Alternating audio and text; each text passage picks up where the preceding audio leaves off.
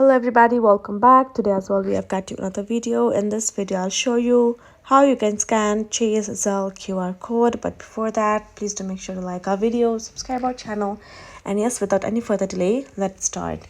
So for that, there are some simple steps to follow, so follow along. So for that, go ahead, first of all open up your Chase app on your phone. Right afterwards, make sure to log in as well.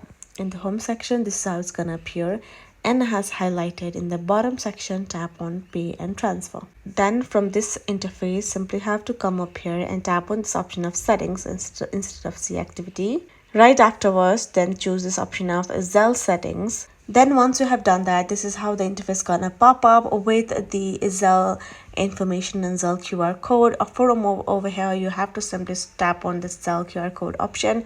Then you will land on this interface as well. And right over here, you can simply choose to print or share your QR code as well for the transfer purposes.